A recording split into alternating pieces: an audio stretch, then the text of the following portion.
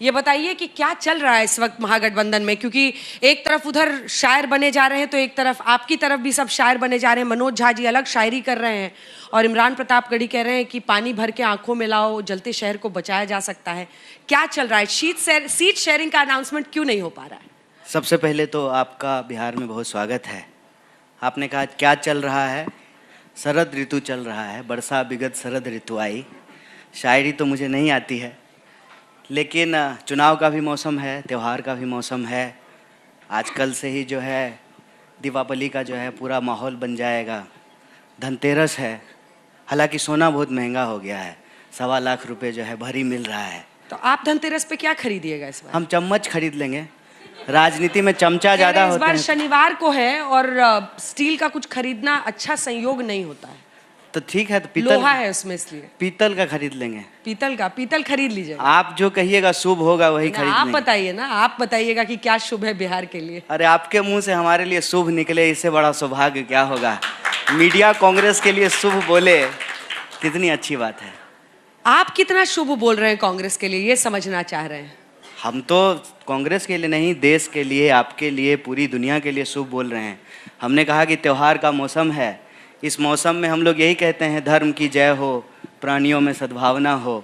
सबका जो है सबके लिए हम लोग शुभ बोल रहे हैं, बिहार की जनता के लिए भी शुभ बोल रहे हैं। तो आपने त्योहार गिना दिया, धनतेरस गिना दिया, स्टील का चम्मच ले आए, लेकिन आपने बताया नहीं कि सीट शेयरिंग पर जो देरी हो रही है, क्योंकि अब अभी लगभग कितने बज रहे हैं? 12:30। कल शाम 5 बजे तक का टाइम है नामांकन के लिए। अच्छा, ईमानदारी से एक बात बताइए, आप चैनल में बहुत दिन से हैं, सीनियर पत्रकार हैं, सब लोगों का अलग अलग काम होता है। आपको तो ये नहीं मालूम होगा ना कि आपके अलावे आपका जो काम है एंकरिंग का, बाकी लोगों को क्या सैलरी मिल रहा है, आपके वीडियो प्रोड्यूसर को कितना मिल रहा है, वो जो आपको कैब लेकर के आता है घर से उसको कितना पैसा मिलता है। तो पार्टी में वैसे ही अलग अलग लोगों की अलग अलग जिम्मेवारी होती है। मेरा काम है आपसे बात करना, लोगों के बीच में जा कर के बात करना। सीट का बात करने की जिम्मेवारी किसी और लोगों की है।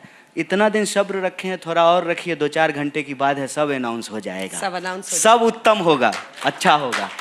सबसे बड़ा प्लान किस पर है जसबर कन्हैया जी? आपको लगता है कि बिहार के चुनाव में इस बार महागठबंधन को जीत मिल सकती है?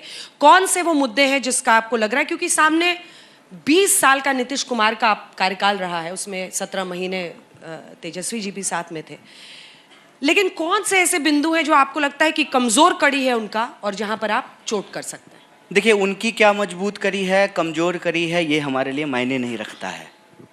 अभी चुनाव के दौरान और चुनाव से पहले जब हम लोग बिहार के अलग अलग ज़िलों में जा रहे थे, पंचायतों गाँव में घूम रहे थे, तो हमने एक मसौदा तैयार किया है, 20 साल 20 सवाल। और यह जो 20 सवाल हैं बुनियादी तौर पर वो बिहार के लोगों के रोजी रोटी का सवाल, पढ़ाई लिखाई का सवाल, उनकी जो है स्वास्थ्य की व्यवस्था की स्थिति, अस्पतालों की हालत, सड़कें, भ्रष्टाचार और अपराध, ये प्रमुख बिंदु हैं। और इन सब के वजह से जो एक बड़ी समस्या उभर करके सामने आती है, ज़बरदस्ती धक्के मार करके यहाँ के लोगों को अपनी ज़रूरतों को पूरा करने के लिए दूसरे राज्यों में जा कर के काम करना, मतलब पलायन। ये एक ऐसा विषय है जिससे बिहार का हर वर्ग, हर जाति, हर समुदाय, हर क्षेत्र के लोग, क्षेत्र कहने का तात्पर्य यह है कि कई बार लोगों को लगता है कि बिहार का मतलब सिर्फ भोजपुरी है। सिर्फ भोजपुरी नहीं है, अंगिका है, बज्जिका है, मैथिली है, मगही है। अब जहाँ हम लोग बैठे हुए हैं यहाँ मगही बोली जाती है, भोजपुरी नहीं बोली जाती। सब भाषा आती है कि नहीं? थोड़ी थोड़ी आती है। तो अब बिहार इतना डाइवर्स है, इतनी यहाँ पे जो है डायलेक्ट हैं, जिसका इतना हजारों साल का इतिहास है। मतलब हम महात्मा बुद्ध से शुरू करेंगे, गुरु गोविंद से तक आएंगे, गांधी से शुरू करेंगे, कर्पूरी ठाकुर तक आएंगे। तो इतना जो विविध इतिहास है बिहार का, वहाँ के लोगों को अपनी हर ज़रूरत के लिए मजबूरी में, जानबूझ करके नहीं, मतलब एक ज़माना था कि लोग जो है पटना यूनिवर्सिटी में उनका एडमिशन होता था, ईस्ट का ऑक्सफोर्ड उसको कहा जाता था। मेरी अपनी ही पढ़ाई लिखाई के लिए मुझे दिल्ली जाना पड़ा, आपको पढ़ने के लिए जामिया जाना पड़ा, नौकरी के लिए दिल्ली जाना पड़ा, इलाज के लिए पटना में भी एम्स है, लेकिन दिल्ली के एम्स के बाहर जो लोग, इस सर्दी पड़नी शुरू हो गई है दिल्ली में, जो सर्दी में बाहर सोते हैं कंबल लेकर के, उसमें से ज़्यादातर लोग बिहार के हैं। तो ये जो स्थिति है, इसके लिए कौन जिम्मेवार है? आप सरकार के रहनुमाओं से पूछेंगे, यहाँ आएंगे आपके पास आपसे बात करने के लिए, अगर आप पूछेंगे तो बताएंगे आपको कि इसके लिए ना 90 के पहले की सरकार जिम्मेवार है। ये तो झूठ बात है ना। 20 साल से आप सरकार चला रहे हैं, आपकी सरकार में चूहा शराब पी रहा है, पुल की चोरी हो जा रही है, दिन दहाड़े गोलियां चलती है, कोई ऐसा हफ्ता नहीं जहां विद्यार्थियों के ऊपर लाठियां नहीं चलती है, कोई ऐसा पेपर नहीं है जो लीक नहीं होता है, और कोई ऐसा मंत्री नहीं है जो भ्रष्ट नहीं है, कोई ऐसा डिपार्टमेंट नहीं है जहां बिना घूस का कोई काम होता हो। ऐसी स्थिति बिहार की है। और आप जब सरकार के कामकाज को देखेंगे तो मेरा रिपोर्ट नहीं है, कांग्रेस पार्टी का रिपोर्ट नहीं है, ना आरजेडी का रिपोर्ट है, कैग का रिपोर्ट है कि 73,000 करोड़ रुपए का हिसाब नहीं है बिहार सरकार के पास। मंत्रियों के जो है डिग्री का हिसाब नहीं है, सरकार के पास 73,000 करोड़ के रुपए का हिसाब नहीं है। आपने जहां स्कूल बनाया है वहां टीचर नहीं है, जहां टीचर पहुंच रहे हैं वहां स्टूडेंट नहीं पहुंच रहे हैं, जहां टीचर और स्टूडेंट दोनों हैं वहां छत नहीं है, जहां खिचड़ी दे रहे हैं आप फिर भी स्टूडेंट पढ़ने के लिए नहीं आ पा रहे हैं। शिक्षा की व्यवस्था की हालत देखिए, स्वास्थ्य की हालत देखिए। कोई अस्पताल चले जाइए आप, मैं कहता हूं कि आज लेमन ट्री से बाहर निकलिए और पटना के किसी जो है सरकारी अस्पताल में चले जाइए और वहाँ पे मरीज की स्थिति क्या है, आपको 70 के 80 के दशक की याद आएगी। बार बार ये 90 में ले जाना चाहते हैं। हाथ में जो है मरीज खुद से ही जो है पानी का बोतल पकड़ा हुआ है और उसका पानी चढ़ रहा है, उसका डिप लगा हुआ है। तो बिहार क्यों नहीं बदल रहा है? और कब तक जो है आप इतिहास के कचड़े पे जो है खड़ा होकर के आप वर्तमान को ढकने की कोशिश करेंगे? तो मैं समझता हूं कि 20 साल में बिहार की जो स्थिति है उसके बारे में बात हो, उसकी चर्चा हो। क्यों पलायन हो रहा है, क्यों नौकरियां नहीं मिल रही है, पेपर लीक क्यों हो रहा है, भ्रष्टाचार क्यों हो रहा है, पुल क्यों चोरी हो रही है, चूहा शराब क्यों पी रहा है, क्यों जो है पेपर लीक हो रहा है, क्यों विद्यार्थियों के ऊपर जो है डंडे मारे जा रहे हैं। ये प्रमुख सवाल है। इन सवालों को लेकर के, चाहे वो पलायन का दर्द हो या नौकरी का दर्द हो, हम जनता के बीच में जा रहे हैं और हम उम्मीद करते हैं कि रोटी आप पकाए हैं कि नहीं पकाए? हम पकाए हैं। पकाए होंगे आप भी शायद। खूब पकाए हैं। अच्छा, रोटी पकाए क्यों हैं नहीं ना? पकाए? तो रोटी समय पे नहीं पलटिएगा ना तो जल जाती है। हाँ। तो समय समय पे रोटी को पलटना चाहिए। तो आपको बिहार की जनता जो है पलटू चाचा को इस बार पलट दे, हम यही चाहते हैं। और उनके नाम पर मैं एक बात और कहना चाहता हूँ, उनके नाम पर जो जय शाह के पप्पा बिहार में करना चाहते हैं, तो चचा बिहार है, गुजरात से आए हैं, संभल के रहिएगा, सारा होशियारी भुतला देगा, समझ में नहीं आएगा आपको। और ये बात हम आपको इसलिए कह रहे हैं कि जय शाह के बाबूजी का प्लान ये है कि बिहार में जो है ना नीतीश जी का सिंदे किया जाए, चेहरा उनका लगाया जाए, जेडीयू का वोट लिया जाए और बाद में जो है भाजपा अपना मुख्यमंत्री बनाने के प्लान में है। करके देखे, पक्का इनको हरदी चुना लगाएगा बिहार का लोग इस बार, हमको ऐसा उम्मीद है। देखिए, ताली भी खूब बजती है आपकी बातों पर और आप बोलते भी बहुत अच्छा है। इस बात की हमेशा आप चर्चा भी बहुत होती अच्छा है बोलते हैं। यूट्यूब पे। आप भी बहुत अच्छा बोलते हैं। ठीक ऐसा है, हम नहीं? लोग एक दूसरे की प्रशंसा करते हैं, लेकिन आप चूंकि राजनीति में आए हैं, एनएसयूआई में आपको क्यों सीमित किया जा रहा है? मैं एक सवाल पूछ रही हूँ, पूरा सवाल सुनिएगा, मुझे पता है आप सवाल सुनिए। पहले सवाल ये है, माइक रख के पूरा सवाल सुनिए। सवाल ये है कि आप पहले वाम दल के भी टिकट पर लड़े और मुझे याद है बेगूसराय में जब आप लड़ रहे थे चुनाव में, उस समय में मैं गई थी आपको कवर करने के लिए। आपको जनता सुनती खूब है, ताली भी बजाती है, नाम आपका कन्हैया है, लेकिन वोट वाला कान्हा आप नहीं बन पा रहे हैं। वो कैसे होगा और आपको क्या लगता है? क्योंकि आप आज भी जो नब्ज छू रहे हैं वो एक सच्चाई है बिहार की, और कई लोग इस बात से बहुत आहत हैं कि भाई आज भी ये खबर बनती है कि पुल चोरी हो गया, चूहा शराब पी रहा है। ये बातें बोलने में बड़ी अच्छी लगती हैं, लेकिन आपको लोकतांत्रिक तरीके से उस पद पर पहुंचना होगा ताकि आप व्यवस्था को बदलें। वहां पर कहां पर कमी रह जाती? एक तो क्या है ना कि हम हैं थोड़ा शरीफ, और पाला हमारा वोट चोरों से पड़ गया है। आप शरीफ हैं मत, अरे कन्हैया नाम है लेकिन माखन चोरी नहीं करते हैं, और कृष्ण जी किए होंगे माखन चोरी, हमको नहीं मालूम, हम शरीफ आदमी हैं।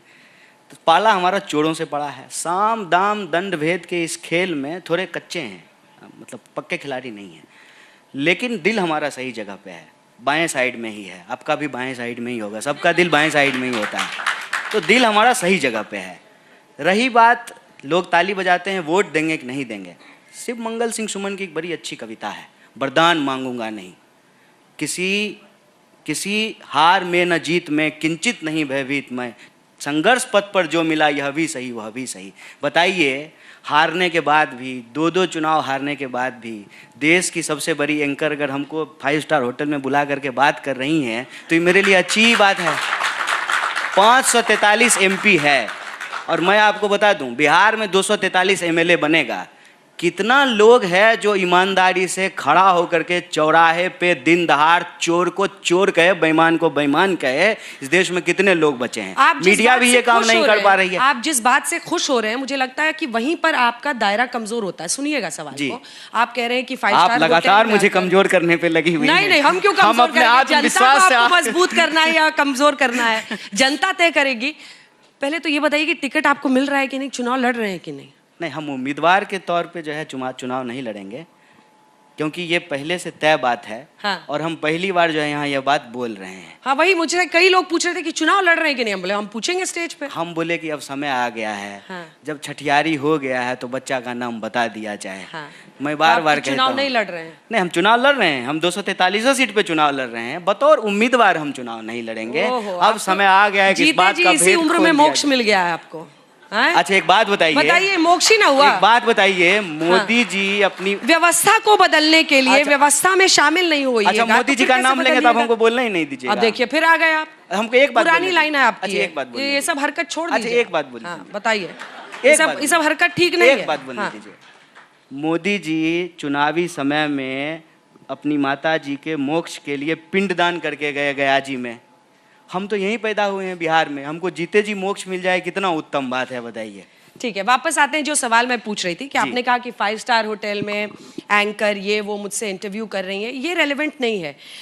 बीजेपी अपनी पूरी ताकत लगाती है। अब मैं आपसे एक बहुत व्यावहारिक सवाल, और कोई भी पार्टी चुनावी मैदान में उतरती है हारने के लिए तो उतरती नहीं है, वो जीतने के लिए उतरती है। ऐसे में बीजेपी जिस तरह से पूरी ताकत झोंकती है, क्या उसमें कहीं पर कमी रह जाती है कि बस इंटरव्यू हो रहा है इसी में खुश हो लिए?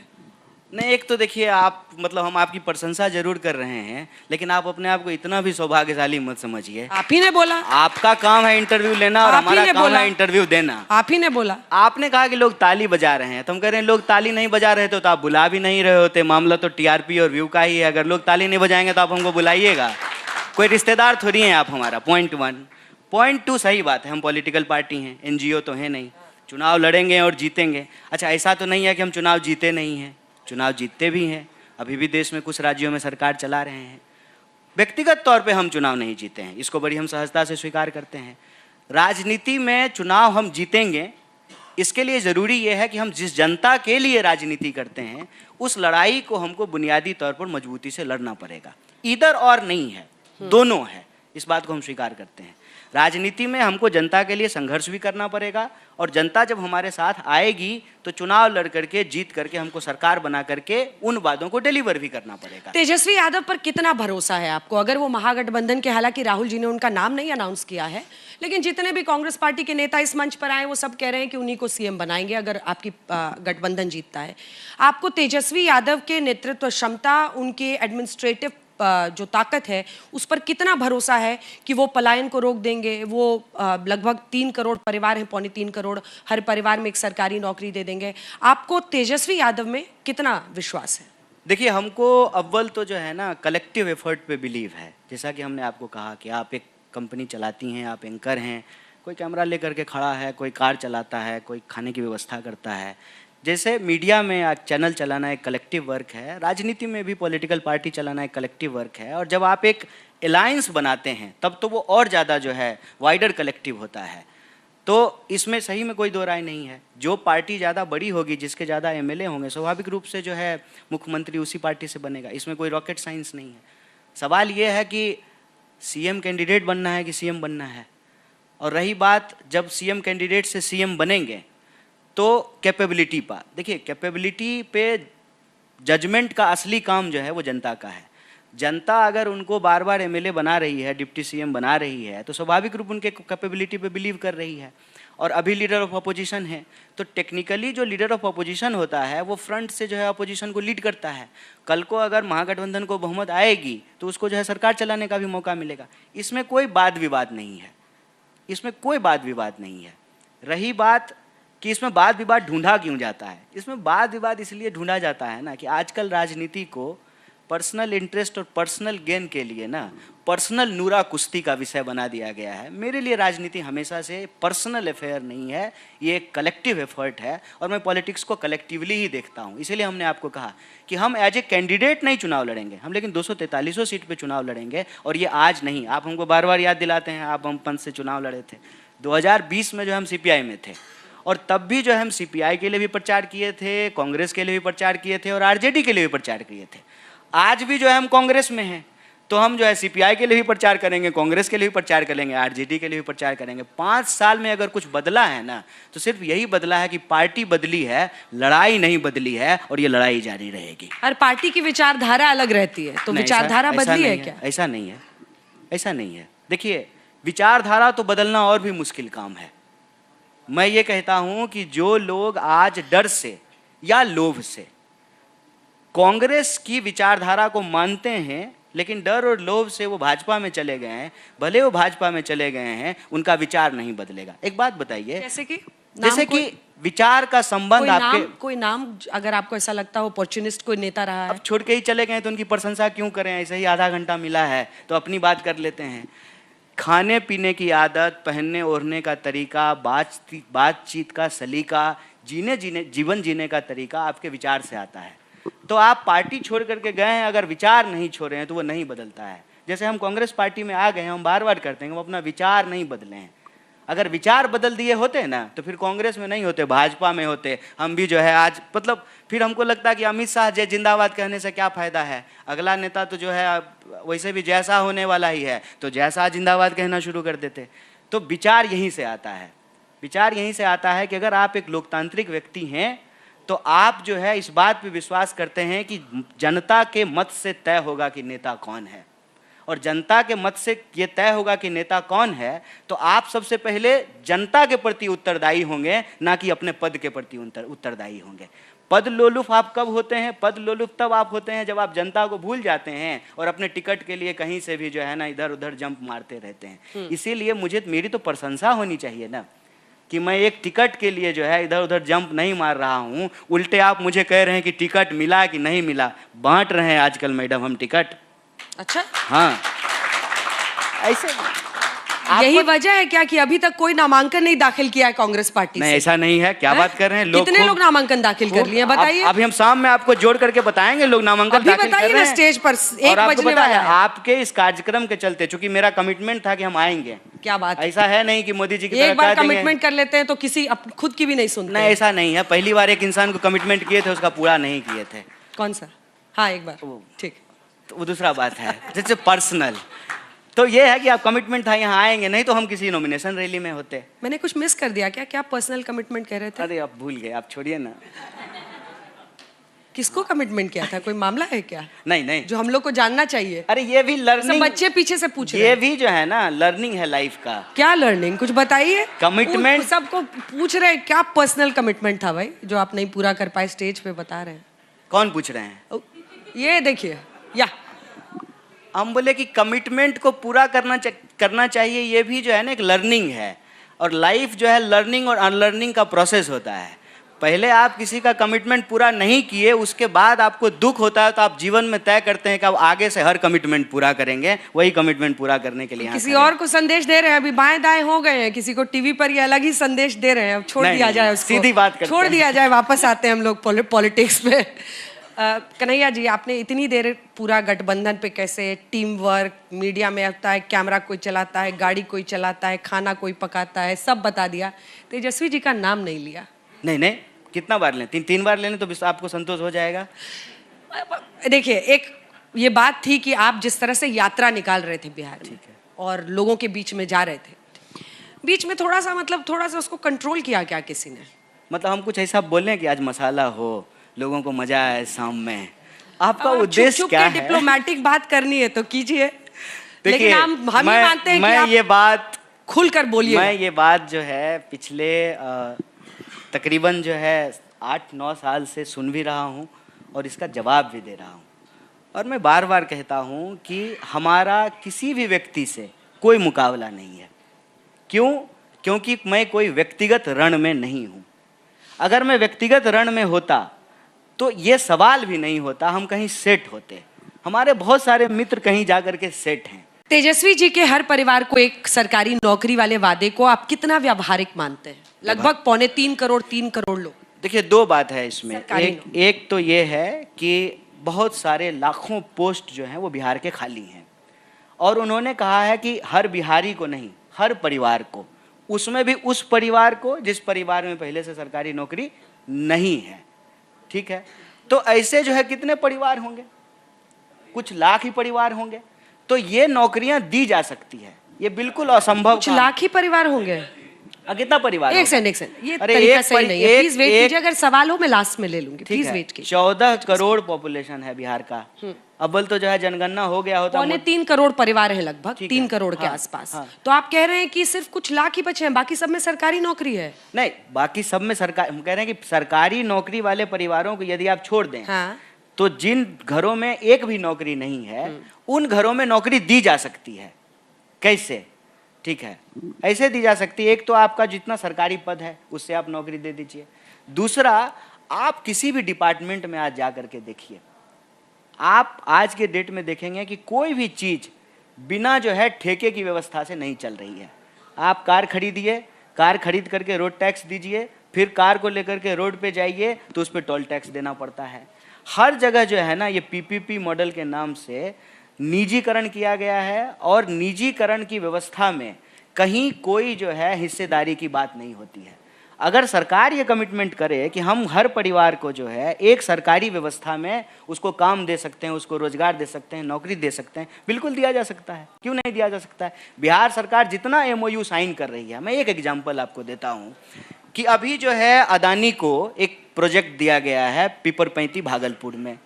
अब मान लीजिए वहाँ पे अगर प्लांट लगे तो सरकार कहे कि आप हमारी ज़मीन पे जो है लगा रहे हैं, आपको यहाँ पे बिहार के लोगों को जो है सरकारी नौकरी देनी पड़ेगी अपनी कंपनी में। मिनिमम वेज जो है उसका नियम तो सरकार बनाती है, मजदूरों के कल्याण की नीतियां तो सरकार बनाती है। सरकार की अगर यह राजनीतिक इच्छा है कि हम बिहार के हर परिवार के एक व्यक्ति को नौकरी देना चाहते हैं सरकारी व्यवस्था में, दी जा सकती है, असंभव नहीं है। बात यह है कि इसको इतना बढ़ा चढ़ा करके इसलिए बोला जाता है ना, ताकि इसको हंसी मजाक में उड़ा दिया जाए। हम कहते हैं कि कोई कह रहा है कि हम देंगे, विश्वास करके देखिए, नहीं देगा तो कौन सा जो है आपको आखिरी बार वोट देने का अधिकार मिला है, अगली बार नहीं दे पाएगा तो हटा दीजिएगा। इसका मजाक उड़ाने का क्या मतलब है, हमको ये जरा सोच कर। रोहित एक सवाल पूछना चाह रहे हैं, पूछिए रोहित। आपसे जानना ये चाहते हैं ना, क्या बिहार में वाकई 2.5 करोड़ 3 करोड़ सरकारी नौकरियों की जरूरत है? और अगर ऐसा होगा तो क्या आप एक लेबर फोर्स तैयार नहीं कर देंगे पूरे प्रदेश में? लेबर फोर्स तो है बिहार, तो 2.5-3 करोड़ नौकरियों की जरूरत है सरकार चलाने के लिए, या फिर नहीं, सरकार चलाने के लिए जरूरी नहीं है, लेकिन क्या जनता के द्वारा चुनी हुई सरकार जनता के प्रति उत्तरदायी होकर के उनको अर्थव्यवस्था में भागीदारी देगी कि नहीं देगी, ये नीतिगत सवाल है। मेरी बात आप समझ रहे हैं? हम ये कह रहे हैं कि अगर 16 लाख करोड़ ठीक बोले हैं ना? क्या 16 लाख करोड़? 16 लाख करोड़ कर्जा माफ किया है हाँ, ना सरकार ने। हाँ, करेक्ट कर लेते हैं डेटा, नहीं तो कहेंगे फेक न्यूज चला रहा है। तो हम कह रहे हैं कि 16 लाख करोड़ रुपया जो है अगर आप कुछ 100 कैपिटलिस्टों का माफ करते हैं तो क्या 16 लाख करोड़ से जो है लाखों लाख परिवारों को लोन नहीं दिया जा सकता है?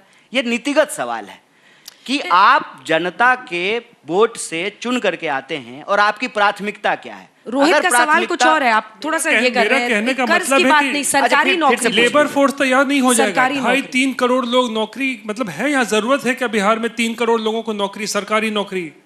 नहीं, देखिए, एक तो और शिक्षा नहीं देंगे तो नौकरी क्या, मतलब एक आपको एक रूट से चलना होगा ना कि किस तरफ आप ले जा रहे हैं। शिक्षा नहीं, शिक्षा तो लोग ले रहे हैं। अब देखिए बच्चे भी पीछे ताली बजा रहे हैं। शिक्षा व्यवस्था को ठीक करना सबसे जरूरी है। हाँ, ठीक बात है ना? हाँ, सरकारी नौकरी कैसे, ठीक बात क्या है। सबकी क्षमता है, किस हिसाब से एकदम ठीक बात है। देखिए, एक तो ये बड़ा जो है जटिल नीतिगत सवाल है। अगर आप मुझे थोड़ा समय देंगे तो हम बारी बारी से इस पर चर्चा करेंगे। एक तो रोहित जी ने जो कहा है, मैं कहता हूं कि किसी भी राजनीतिक दल के लिए जो लोकतंत्र में भरोसा करती है, जनता के वोट से चुन करके आती है, उसकी प्राथमिकता में जनता होना चाहिए, उद्देश्य। एक बात। दो बात कि लेबर फोर्स 3.5 करोड़ लोग चाहिए सरकार चलाने के लिए नहीं चाहिए, लेकिन अर्थव्यवस्था चलाने के लिए तो चाहिए ना। हम कहते हैं बिहार के 14 करोड़ लोग हैं बिहार में बहुत बेरोजगारी है, लेकिन आप मुझे बताइए कि क्या बिहार के लोग बेरोजगार रहना अफोर्ड कर सकते हैं क्या? गरीब लोग बेरोजगार रहना अफोर्ड कर सकता है क्या? तो उसकी क्षमता जो भी हो, उसकी क्षमता से निम्नतम उसको कोई ना कोई काम करके अपना पेट भरना पड़ेगा। और बिहार पहले से लेबर फोर्स है, लेबर फोर्स नहीं होता, लेबर मार्केट नहीं होता, तो आप मुझे बताइए कौन सा ऐसा राज्य है जहां से श्रमजीवी नाम का जो है ट्रेन चलती हो? तो बिहार को तो लेबर मार्केट बना करके रखा गया है ना। तीसरा जो आपने कहा योग्यता का सवाल, सही बात है कि योग्यता जो है, नहीं पानी है कोई बात नहीं, अरे पी लेंगे, वो भी पिला रही हैं पानी तो जो है तीसरा ये है कि योग्यता का आपने बात किया, एकदम ठीक बात है। एजुकेशन दीजिए, अच्छा एजुकेशन दीजिए, स्किल्ड लेबर हो लोगों के पास, अच्छे प्रोफेशनल तैयार हों। लेकिन मैं ये कह रहा हूँ कि जो अच्छे प्रोफेशनल हैं क्या उनको नौकरी मिल रही है? अगर ऐसा होता तो जो लोग ग्रेजुएट हैं, हर साल जो है बीपीएससी का एग्जाम देते हैं, वहाँ क्यों पेपर लीक हो रहा है? क्यों जो है उनके ऊपर लाठियाँ चलाई जा रही है? तो आप ये कह रहे हैं कि पहले लोगों को पढ़ाइए। हम कहते हैं कि जितना लोग पढ़ रहे हैं पहले उनको रोजगार दीजिए, और पढ़ाने से कौन मना कर रहा है? पढ़ाइए, एजुकेशन को और बेहतर कीजिए। असल सवाल जनता का, बिहार के लोगों का, बिहार की अर्थव्यवस्था में हिस्सेदारी का है। आप इसको सरकारी नौकरी कहिए कि नौकरी कहिए कि रोजगार कहिए, मुद्दा यह है कि बिहार की व्यवस्था में, बिहार की अर्थव्यवस्था में, बिहार के संसाधनों पर पहला हक बिहार के 3.5 करोड़ परिवारों का होगा कि नहीं होगा, ये सवाल है। रोहित हो गया, जवाब मिल गया? नहीं मिला। सवाल ये भी था, कलेक्टिव एफर्ट की बात कर रहे हैं कि हमारे महागठबंधन में हम कोशिश किए जवाब देने नहीं नहीं ठीक है। नहीं, कन्हैया कह रहे थे ना कलेक्टिव एफर्ट हमारे गठबंधन में कोई एक इंडिविजुअल को लेके नहीं चल रहा है, लेकिन कलेक्टिवली कहीं दिखना भी तो चाहिए। तेजस्वी और आप तो कभी दिखते ही नहीं है साथ में, ना कोई जॉइंट रैली होती है, ना अभी तो पूरी यात्रा कर लिए हम लोग जो है। आप तो कहीं दिखते नहीं थे, आप तो अलग अलग घूमते रहते थे। वो राहुल गांधी के साथ अपना जीप में रहते थे आप। अच्छा, हम अब की जो है ना बोलेंगे कि कोई सेल्फी खींच करके डालिए, आप बार बार जो है सवाल सेल्फी मत खींचिए, साथ में रैली कीजिए, एक साथ हाथ उठाइए, थोड़ा लगना चाहिए ना कि दोनों युवा नेता बिहार के एक साथ हैं। अच्छा, आप मुझे शो ऑफ के खेल में फंसाना चाहते हैं सर? किसके खेल में? शो ऑफ के खेल में। शो ऑफ कह रहे हैं। खेल में ये वाला सवाल पूछते ही देखिए वो डिफ्लेक्ट करेंगे, इसलिए इस पर ज्यादा अटकने की जरूरत नहीं है। लेकिन आप यहाँ पर टकरा रहे हैं जेडीयू बीजेपी के एक ऐसे गठबंधन से जिसमें इस बार चिराग पासवान भी है। और आपके लिए एक बड़ी लड़ाई इसलिए भी है क्योंकि भाई देखिए, एनडीए जब भी ये दोनों साथ आते हैं उनकी परफॉर्मेंस अच्छी रहती है, और चिराग ने जो पिछली बार 5-6% वोट लिया था वो भी साथ में है, और स्ट्राइक रेट उनका 100% है लोकसभा का। उपेंद्र कुशवाहा, जीतन राम मांझी शायर बने, खूब एक से एक उन्होंने कविताएं पढ़ी, लेकिन अब सब ऑल इज वेल करने लगे हैं। पहले ऑल इज नॉट वेल भी आया था एक फेज। लेकिन आपके लिए इस मुकाबले की तैयारी में क्या कमी पड़ रही है? देखिए अंजना जी, ईमानदारी से बोल रहे हैं हम, एकदम कहिएगा तो माय क्रिया खा के बोलेंगे, ठीक है ना? क्या क्रिया? माई क्रिया बिहार का लोग समझ गया। हम भी समझ रहे हैं माई क्रिया। बोलिए। हम ये कह रहे हैं कि हम ना आपके शो में आते जरूर हैं, लेकिन आपका प्रोग्राम नहीं देखते हैं, क्योंकि आपका प्रोग्राम अगर हम देख लें लगातार 2 दिन तो हमको प्रचार करने का मन ही नहीं करेगा। लगेगा कि अंजना जी तो जिता ही दिए, तो हम जा करके करेंगे क्या? लेकिन हम आपको एक बात बताते हैं, आपके साथ एक समस्या है कन्हैया जी। क्या? कि आपको ये लगता है ना कि आप दूसरे की लकीर मिटा के लंबी कर सकते हैं अपनी लकीर। ऐसा है क्या? उसके लिए आपको अपनी लकीर लंबी करनी होगी। करेंगे, मैं आपको कह रही हूं। करेंगे। अब मुझे जवाब दूसरे की लकीर मिटा के अगर कोई लंबा हो जाता ना, अच्छा सुनिए ना, बौना रह जाता है। अरे अब हमको जवाब बौना रह जाता है, इस बात को भूलिएगा मत। अरे हम पहले से जो है हमारा हाइट 5 फुट 5 इंच है, 6 इंच है, हम ज्यादा लंबे नहीं है। विषय पे आते हैं। देखिए, राजनीति को ना जब इस तरीके से ना गणित बनाया जाता है, तो मैं ह्यूमैनिटीज का स्टूडेंट रहा हूँ, तो मेरे मन में एक सीधा सवाल आता है कि अगर पॉलिटिक्स मैथमेटिक्स है, पूरी दुनिया में पॉलिटिक्स को जो है ना मैथमेटिक्स के डिपार्टमेंट में पढ़ाना चाहिए, पॉलिटिक्स अलग से एक डिपार्टमेंट क्यों बनाया है?